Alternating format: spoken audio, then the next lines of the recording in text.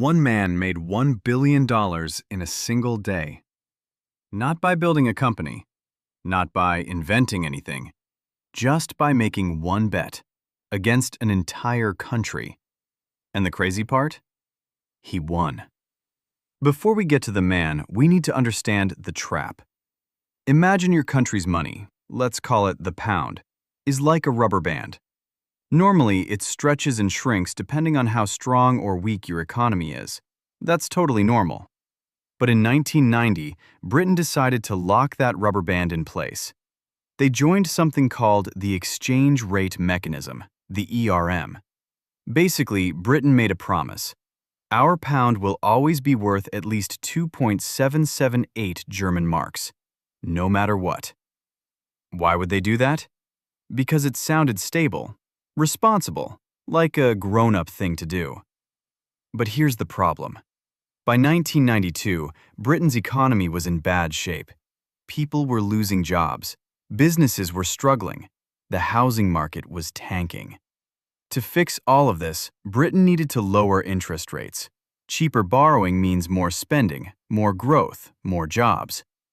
But they couldn't, because lowering interest rates would weaken the pound. And if the pound got too weak, it would break the ERM promise. And breaking that promise, that would be a massive national embarrassment. So Britain was stuck, trapped between saving its economy and saving its reputation. That's the rubber band, stretched tighter and tighter, waiting to snap. Enter George Soros. George Soros was not born into money, not even close. He grew up in Hungary during World War II. As a teenager, he survived Nazi occupation by hiding his identity, using fake documents, pretending to be someone else. He eventually escaped to London with almost nothing, working factory floors just to pay for university. By 1992, through decades of hard work and sharp thinking, he ran one of the most powerful investment funds in the world, the Quantum Fund. And Soros had one big idea he believed in deeply. Markets are driven by what people believe, not just by facts. If enough people believe something will happen, it happens. Belief becomes reality. He looked at Britain. He looked at the rubber band stretched to its limit, and he thought, this thing is going to snap. It's not a question of if, only when. So he decided to bet on it snapping. How much? $10 billion. $10 billion. His colleague was nervous. Soros told him, when you know you're right, go all in. What could possibly go wrong?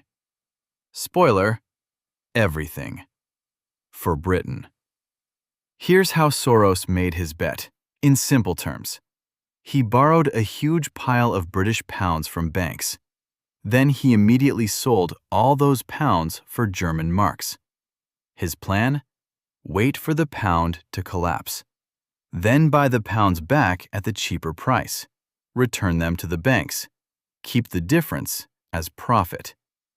It's like borrowing your neighbor's old car, selling it for $10,000, waiting for the price to drop, buying it back for $7,000, returning the car, and pocketing $3,000. Except with billions of dollars, and a country's currency, and the Bank of England trying to stop you. The British government's defense? Simple. Buy pounds. If we keep buying pounds, the price stays up. The speculators give up. Crisis over. But Soros wasn't alone.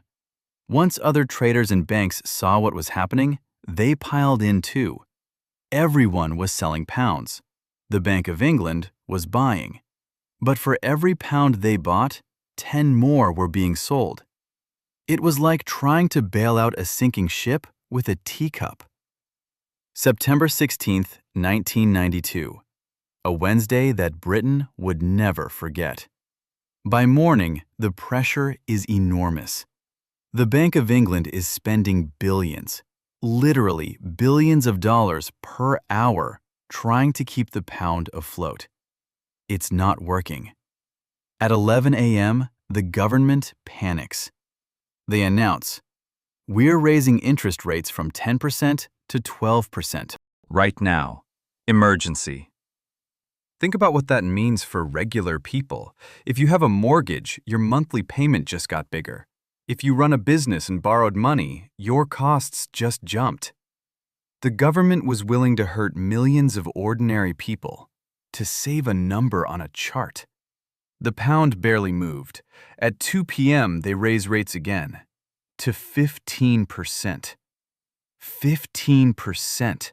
That would be catastrophic for the economy.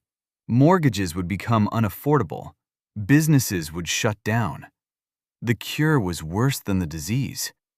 And still, the pound kept falling. Because here's what Soros understood. Every desperate move the government made was a signal that they were losing. Raising rates twice in one day doesn't say we're strong. It says we're terrified. Every announcement made the speculators more confident, not less. The government was playing poker with no cards left, and everyone at the table could see it. At 7:30 p.m., Britain's chancellor, basically the country's finance minister, walked out in front of the cameras. He looked exhausted, because he was.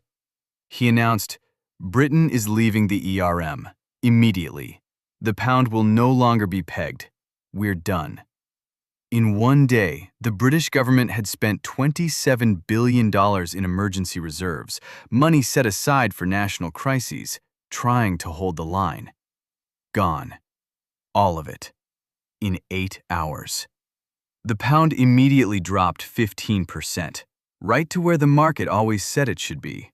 The price the government had been fighting for 2 years to suppress. Meanwhile, in New York, Soros's trades were settling.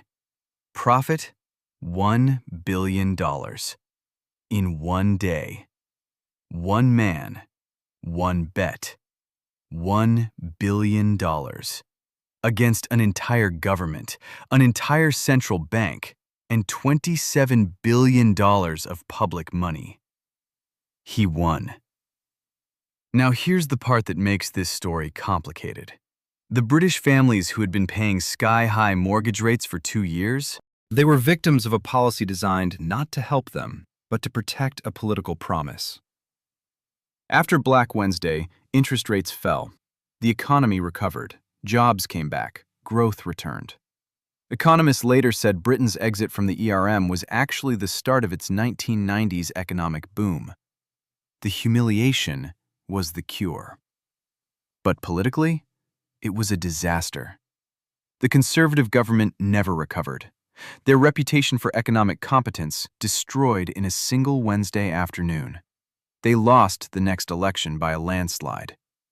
As for Soros, he became the most famous trader in the world, and the most controversial. Governments called him dangerous. Some leaders blamed him personally for future currency crises in Asia and Russia. He was praised and despised in equal measure. He later gave away billions to charity and democracy causes.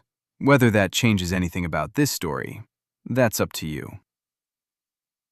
Here's the simple truth at the heart of this story. Britain made a promise it couldn't keep, then spent years and billions of dollars pretending it could, and paid an enormous price, not just in money, but in the real daily suffering of ordinary people to maintain that pretense. Soros didn't create the problem. He just bet that the pretense would eventually end. And it did.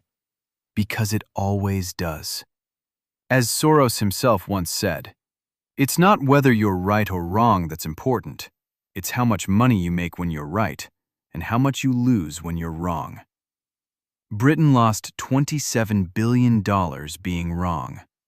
Soros made $1 billion being right. The market doesn't care about your pride. It never did.